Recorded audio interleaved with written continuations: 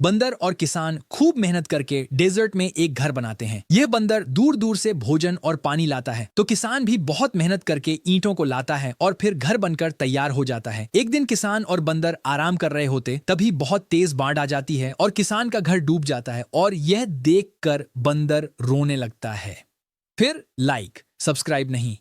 Railway station पर एक train कई दिनों से रखी हुई थी। एक बड़ा तोता उस पर अपना घोंसला बनाता है, फिर उसी घोंसले में अंडे देता है और कुछ दिनों में अंडों से नन्हे चूजे निकलते हैं। तोता खुश था। एक दिन तोता दाना लेने जाती है, तभी अचानक ट्रेन चल पड़ी और काफी दूर निकल गई। जब तोता आती तो देखती है कि ट्रेन वहाँ नहीं होती है। तोता अपने बच्चों को हर तरफ ढूंढने लगती है। ट्रेन जा चुकी थी। तोता उदास एक पेड़ पर बैठी होती है, तभी वही ट्रेन उसी स्टेशन पर वापस आई। तोता खुश हो गई और फिर तोता ने अपना घोंसला पेड़ पर बना लिया और फिर तोता रोने लगी। फिर लाइक सब्सक्राइब नहीं किया। बच्चा स्विमिंग पूल में नहा रहा होता है और मजे से तैरना सीख रहा होता है। तभी शहर में एक गाय आ जाती है और स्विमिंग पूल का सारा पानी पी जाती है। अब गाय का पेट भर जाता है और गाय शहर में पानी उगलने लगती है।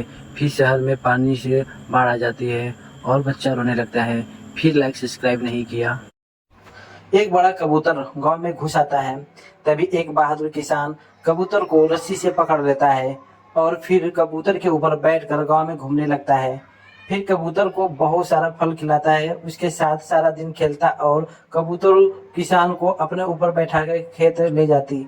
किसान कबूतर को जिम भी करवाता।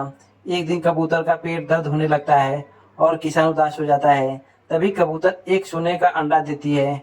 कबूतर रोने लगती है क्योंकि किसी ने लाइक और सब्सक्राइब नहीं किया।